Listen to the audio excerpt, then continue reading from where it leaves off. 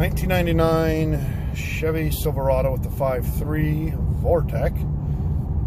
Customer complaint is it doesn't seem like it has a lot of power, and there's some codes in there. I scanned it. There's no codes right now, but I did see the history on them before when he showed me, and the codes are after the cat codes are basically indicating that it's running lean after the cat. I can't remember what the codes are. They're 100 series codes. Low voltage codes they call it, so it would be considered lean. What I got here, Evan's helping, right buddy?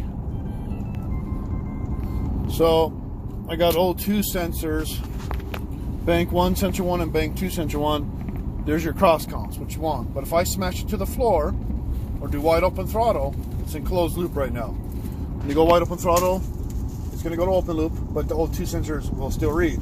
They should go full rich. So I'm going to get on it. That's to the floor. Lean, lean, lean, lean. And we got an idiot in a golf cart on the road up here. Let me do this again. Going on the floor.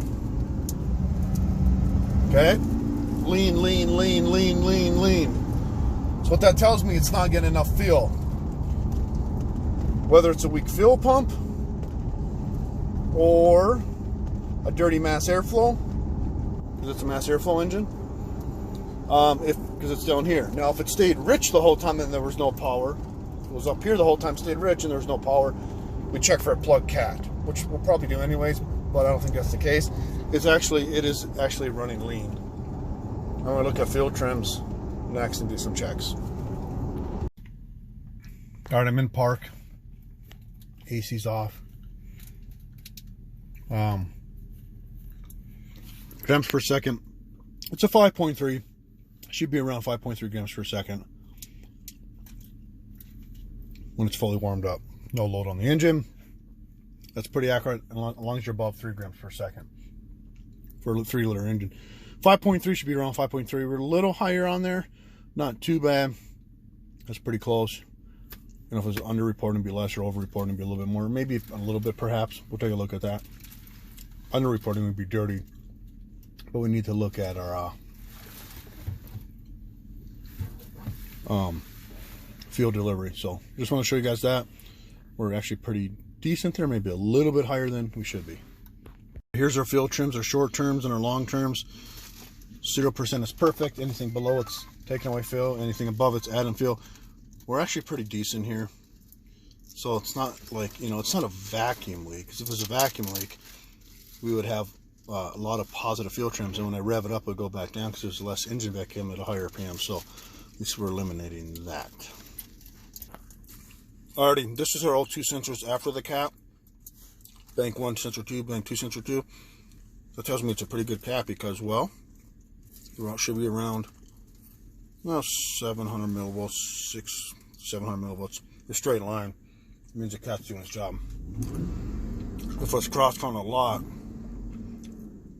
it might your pre-cat to be a bad cap. We're going to get on the, this is the code that it's throwing, is for after the cat, which are these sensors. We're going to get on again. Yeah, look, it goes straight lean. And I'm barely even on the gas. And then it went rich. I'm going to get on it again. Wide open throttle. Lean, lean, lean, and lean. And that's why it's on those low voltage codes for the L2 sensor. So let's get it back to the shop and do some more checks. All right, so now we threw 2 codes, P0137, P0157. One, bank 1 sensor 2, bank 2 sensor 2, which are after the cap, failed this ignition, and it's because they're low voltage, which indicates lean. And that's exactly what we got going on, is it's running lean. So it should not be lean at wide open throttle. Typically when you have a lean condition at wide open throttle, it's usually fuel delivery or a MAF sensor issue. So we're going to do some checks. You know, we can hook up an amp clamp to the fuel pump, look at the waveform, figure out the RPMs, look at pressure, look at MAF readings, the frequency in hertz, injectors. We can do a pump volume and pressure test. So more to come. Alrighty, now we're going to do a fuel pressure test. So, according to service data, this engine should be, for the 5.3, should be 55 to 62 psi. Can engine off, can engine running. If it goes above 62, it could be a rich condition. We have a lean condition. But it tells you in here, where the heck is it? If it's below 55 psi, you can get lean conditions. So what we're going to do now is we're going to do key on engine off. My assistant's going to go in there. Just watch that dongle. Watch our hit on. Key on engine off. So right there we went, it went up to 55. Went, I don't know, 52, 46, 52. Start it. So we got it running. We're at 50. We're running at 50. If I rev it up a little bit, it should go up.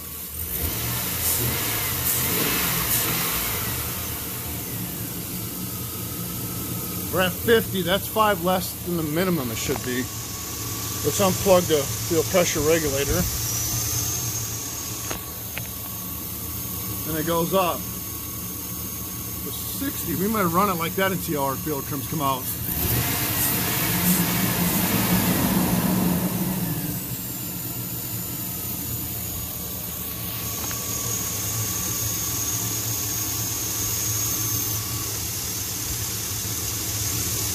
Go back. Goes back to 50. Go ahead and shut it off. Bleed down a little bit. We were running at 50, but when I unhook the pressure gauge, we go up to 60, and that's probably a test we should do when we're running wide open throttle. See what our oxygen sensors really rich. Now what I'm going to do here, if you look at the scan tool, I'm going to go to special function. I'm going to go to fuel injector balance. I just want to make sure everything drops the same. So what we're going to do here is we're going to turn injector 1 on. So watch the fuel pressure gauge. I'm going to hit injector 1. You can feel here build pressure. I'm going to hit it actually. Here it is. And then it's going to open the injector. It stops at 42. We're going to go all and do injector 2. They're all going to stop at the same spot within a half a pound of each other, roughly. 42. Injector 3.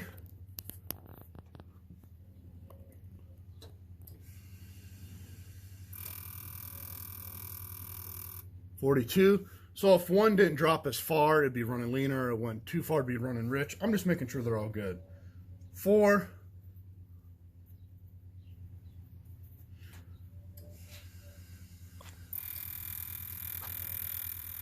Same.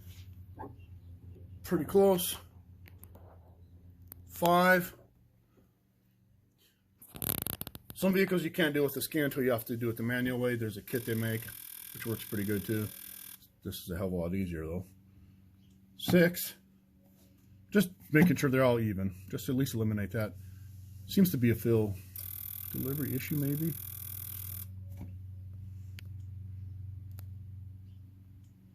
Or a regulator. 7. According to service data, it's supposed to be run at 55, and we never got that. And then let's do 8.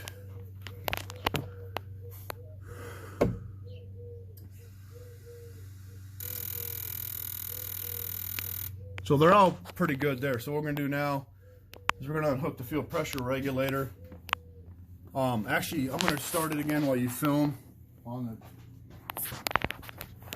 the gauge.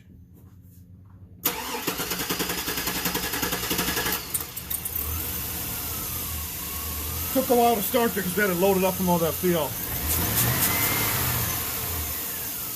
Alright, so you're not focused. There we are. So we're at 50. Service data says 55 minimum. Well, that's 5 less. If it's Less than 55 would be running lean. Well, that would be running lean. Now it does go up when I rev it. Let me pull the regulator vacuum line. Jumps to 58.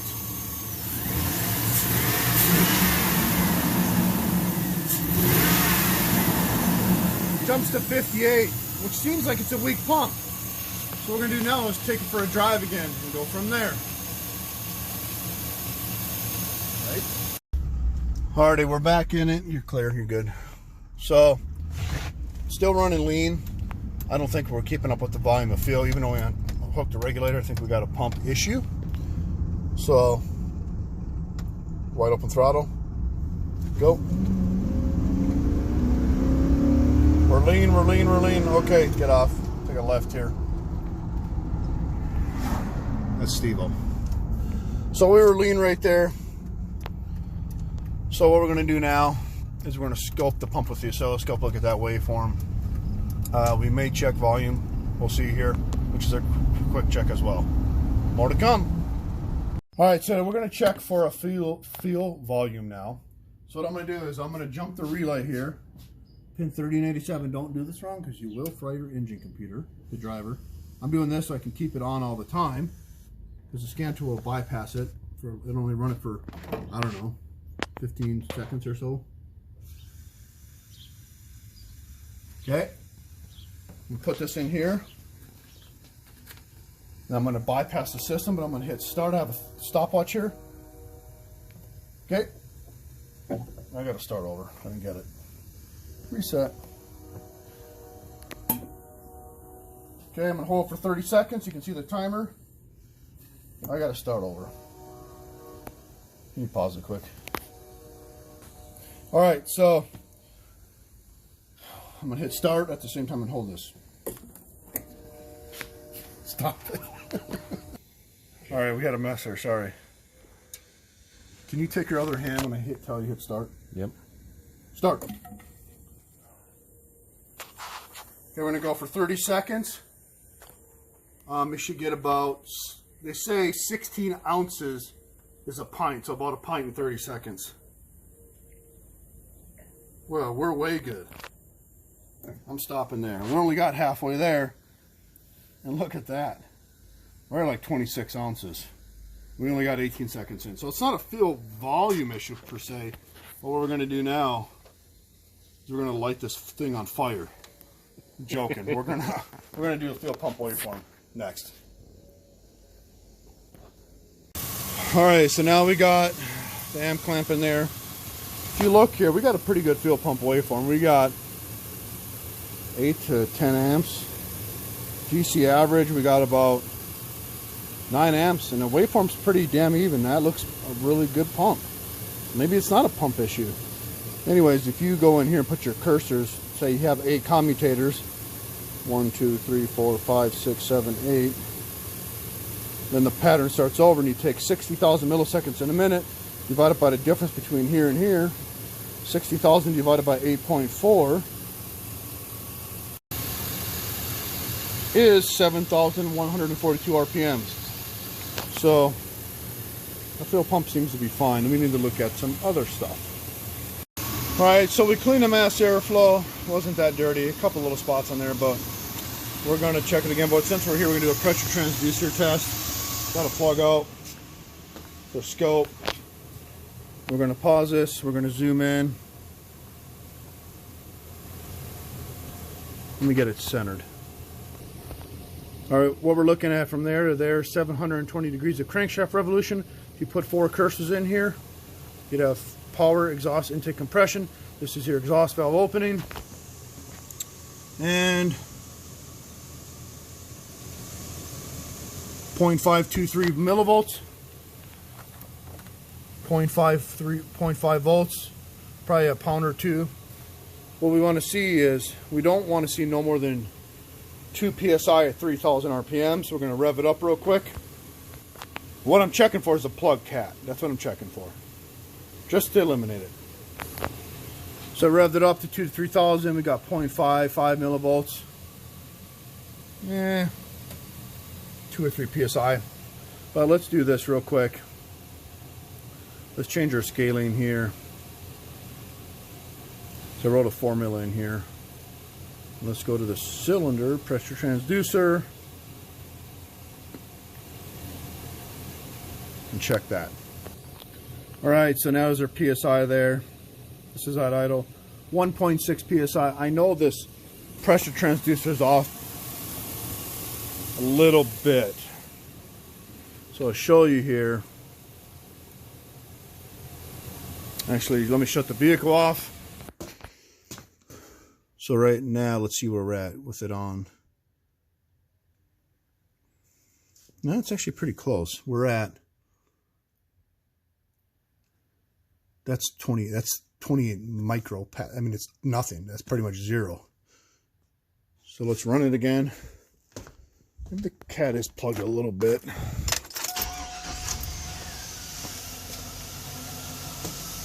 So there's idle, we pause it, zoom in.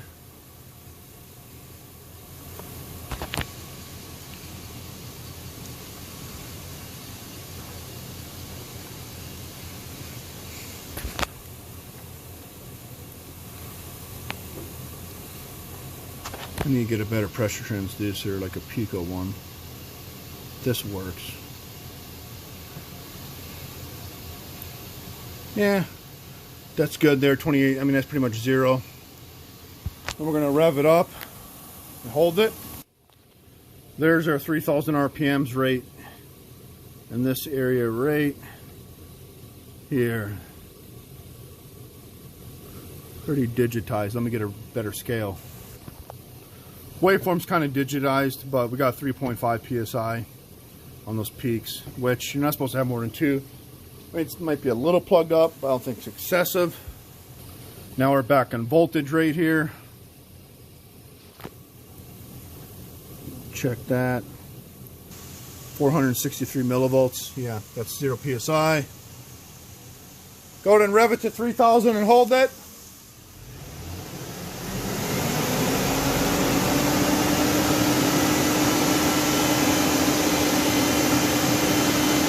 Stop.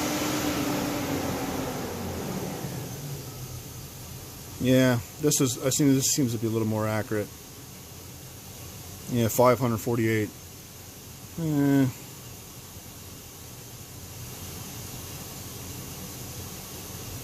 530 roughly.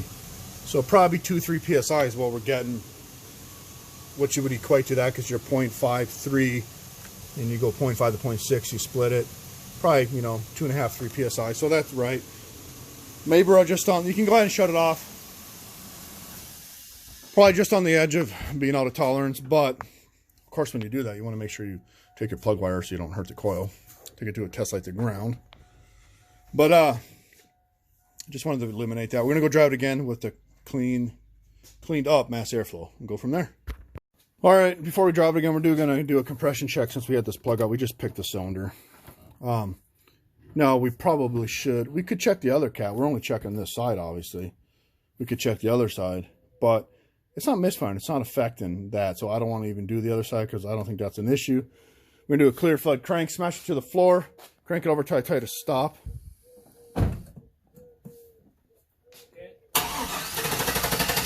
Stop. Yeah, he's got 180. That's good. All right, we're driving again. Wide open throttle, go. Rich, lean, rich. Okay, slow down, slow down. We got to get out of town. We're getting pulled over and get in the slammer. Get your beer back. He doesn't drink. All right, we're going to do it again. Get on it, wide open.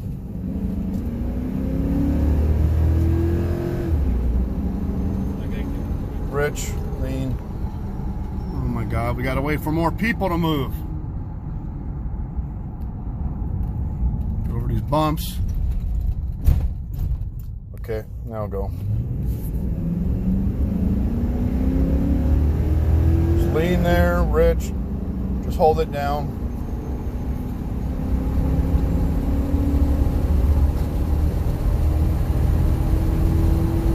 Rich. So much better there. It was cross-count a little bit. It should have stayed high. And it did for a little bit, but it should have stayed high longer. Does it feel much better, honestly? Yeah, it's got a little more power. A little more power. Smoother. So, well, of all the checks we did, let me keep going straight. I think we have a mass airflow issue. We cleaned it. There was some stuff on there. Maybe clean it again, or possibly just get a new one. We're gonna start at 45-50. Okay, go. It's lean there. Trying to go rich. Keep holding it. Keep holding it. Rich. Lean. Okay, you can let off. So what we did there, it seems like a mass airflow issue. Like I said at the beginning of the video, if you have a, you can take it back home. If you have a fuel delivery issue or a dirty mass airflow or mass airflow issue, it'll cause us to higher RPMs, and that's exactly what we have. We proved that the cats ain't plugged. We proved that the fuel delivery pressure and volume is good. I mean, the pressure's not perfect on there, but it's it's right under spec, but it's still, I don't think that's the issue. I think we just had a mass airflow issue. Customer may want to get a new one or clean some more. Probably end up getting a new one, and that'll be it for this 99 Chevy Silverado with the 5.3. All right, so now we got the AC off again. I said I was done, but I wanted to check one other thing. Everything's idling down, everything's good. Now we're at 5 grams per second.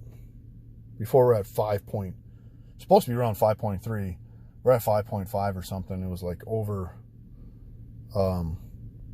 reporting. So I would probably run it like this and or get a new GM mass airflow, not Duralast aftermarket garbage stuff, because, well, Duralast is garbage, but, well, for these kind of parts. So yeah, well, that looks much better. I think it was over reporting, giving it so much, more air.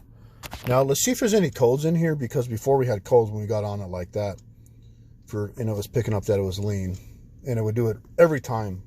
I only filmed it once, but it'll do it every time. No codes for the PCM.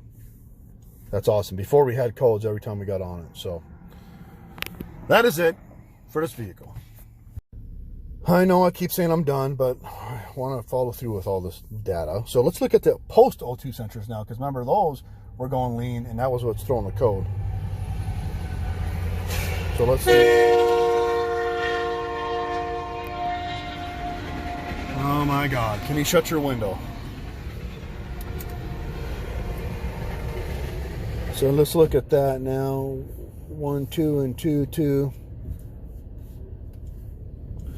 Right in the middle is where we want it. So go, watch for cars. And he's gonna get on it again. He's gonna hold it, and we're gonna watch this. Oh my God, so much better. It went down a little bit. He's on it the whole time, right in the middle. Before it would stay lean, and that's what's throwing our codes. Night and day difference. That's a good fix. I don't even think he needs to get a new mass airflow sensor. So that is it. I promise this time for this truck.